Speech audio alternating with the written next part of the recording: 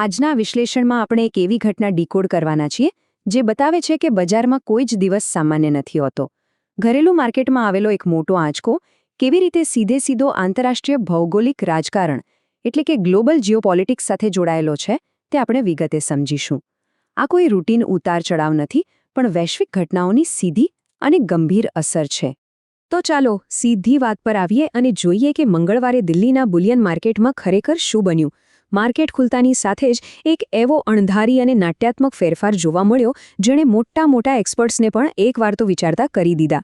એક એવું cell of જેણે કિંમતી ધાતુઓના સમીકરણો જ બદલી નાખ્યા. માત્ર એક જ દિવસમાં 99.9% શુદ્ધતાવાળા 10 ગ્રામ સોનાના ભાવમાં પૂરા 2800 રૂપિયાનો જંગી ઘટાડો બોલી ગયો. જી હા, બિલકુલ સાચું સાંભળ્યું. અને આટલા મોટા કડાકા સાથે સોનાનો નવો ભાવ સીધો 1,62,400ના લેવલ પર આવી ગયો. એક જ ટ્રેડિંગ સેશનમાં આટલો મોટો ઘટાડો કોઈ નાની વાત નથી. પણ અહીં એક બહુ જ ઇન્ટરેસ્ટિંગ ટ્વિસ્ટ છે. એક તરફ સોનાના ભાવ આટલી ખરાબ રીતે તૂટી રહ્યા હતા અને બીજી તરફ ચાંદીના ભાવમાં અચાનક જ 2,000 રૂપિયાનું મોટો ઉછાળો આવ્યો. ચાંદી સીધી 1 કિલો દીઠ 2,73,000ના સ્તરે પહોંચી ગઈ.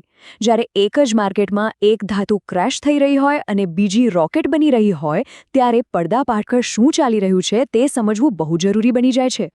સ્વાભાવિક છે કે સૌથી મોટો સવાલ એ જ થાય કે આખરે આવું કેમ બન્યું? ઘરેલું બજારમાં સોનામાં આટલા મોટા પાયે વેચવાલી પાછળના મૂળ કારણો કયા છે? આને સમજવા માટે આપણે સેફ હેવન એસેટના કન્સેપ્ટને યાદ કરવું પડે. આપણે જાણીએ છીએ કે જ્યારે પણ દુનિયામાં યુદ્ધ કે કટોકટીનો માહોલ હોય ત્યારે ઇન્વેસ્ટર્સ પોતાના પૈસાને સુરક્ષિત કરવા સોના તરફ દોડે છે. પરંતુ માર્કેટમાં પશ્ચિમ એશિયામાં પીસ ડીલ એટલે કે શાંતિ કરાર થવાની અફવાઓ ફેલાઈ.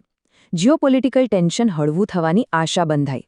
અને બસ સુરક્ષિત રોકાણ તરીકે સોનાની જરૂરિયાત ઘટી ગઈ. પરિણામે લોકોએ ધડાધડ પોતાનું ફંડ પાછું ખેંચવાનું શરૂ કરી દીધું.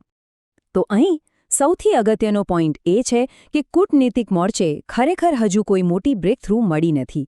એચડીએફસી સિક્યોરિટીઝના સૌમિલ ગાંધીનું આ નિવેદન બરાબર સમજાવે છે કે માર્કેટમાં અત્યારે વેઇટ એન્ડ વોચની સ્થિતિ છે. અમેરિકા અને ઈરાન વચ્ચેની વાતચીતનું કોઈ સ્પષ્ટ પરિણામ આવ્યું નથી, એટલે બજારના ખેલાડીઓ મોટા દાવ ખેલતા અચકાય છે અને જીઓપોલિટિકલ ફ્રન્ટ પર સ્પષ્ટતાની રાહ જોઈ રહ્યા છે. ચાલો હવે આપણે જરા ઇન્ટરનેશનલ પિક્ચર જોઈએ અને સમજીએ કે આખી ગેમ કેવી રીતે સેટ થઈ રહી છે. ભારતીય બજારની સ્થિતિને ગ્લોબલ સ્પોટ માર્કેટ સાથે સરખાવીએ. આંતરરાષ્ટ્રીય સ્તરે ચિત્ર સાવ અલગ જ છે. ભારતીય બજારમાં ભલે ચાંદી વધી હોય, પણ ગ્લોબલ સ્પોટ માર્કેટમાં વાસ્તવમાં ચાંદી 2%થી વધુ તૂટી છે અને તે $76ની આસપાસ ટ્રેડ થઈ રહી છે. સોનામાં પણ લગભગ 1%નો ઘટાડો જોવા મળ્યો છે. ઇન્ટરનેશનલ અને ડોમેસ્ટિક માર્કેટ વચ્ચેનો આ કોન્ટ્રાસ્ટ એ બતાવે છે કે ગ્લોબલ સેન્ટિમેન્ટ બિલકુલ અલગ ટ્રેક પર ચાલી રહ્યું છે. અને આ ગ્લોબલ વોલેટિલિટી પાછળનું મુખ્ય કારણ કોઈ આર્થિક ડેટા નહીં, પણ ડિપ્લોમેટિક અને મિલિટરી એક્શન્સ છે. આપણું ફોકસ સીધું અમેરિકા અને ઈરાન વચ્ચેના હાલના તણાવ પર હોવું જોઈએ. આખો ઘટનાક્રમ જુઓ, બહુ જ જટિલ છે.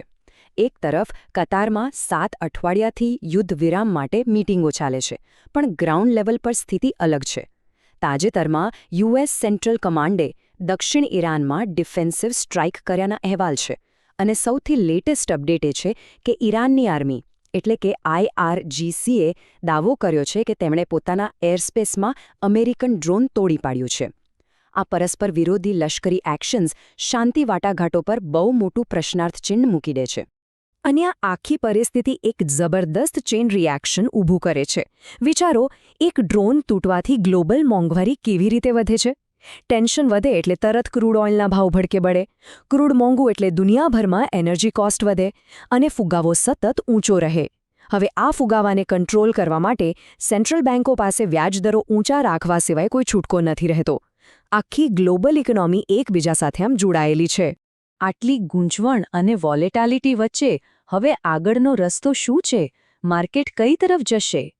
ભવિષ્યની દિશા સંપૂર્ણપણે ડિપ્લોમેટિક પરિણામો પર ટકેલી છે. આપણી સામે 2 સ્પષ્ટ રસ્તા છે. પહેલો રસ્તો, જો શાંતિ વાટાઘાટો સફળ થાય તો ક્રૂડ ઘટશે, મોંઘવારી ઘટશે અને કિંમતી ધાતુઓને સપોર્ટ મળશે. બીજો રસ્તો, જો મડાગાંઠ યથાવત રહે તો મોંઘવારીનો ડર ફરીથી સેન્ટ્રલ બેન્કોને કડક નીતિ અપનાવવા મજબૂર કરશે અને તે મેટલ્સ પર ભારે પ્રેશર લાવશે. બધું જ ડિપ્લોમેસી પર નિર્ભર છે. હવે કારણ કે જીઓપોલિટિક્સમાં અત્યારે કોઈ ક્લેરિટી નથી, એક્સપર્ટ્સ માને છે કે ફોકસ હાર્ડ ઇકોનોમિક ડેટા પર શિફ્ટ થઈ ગયું છે. એલકેપી સિક્યોરિટીઝના જતીન ત્રિવેદી જણાવે છે તેમ હવે સૌની નજર આવનારા અમેરિકન કોર પીસીઈ ડેટા અને જીડીપીના આંકડા પર છે. આ જ એ આંકડા છે જે ફેડરલ રિઝર્વના આગામી નિર્ણયોને ડ્રાઈવ કરશે.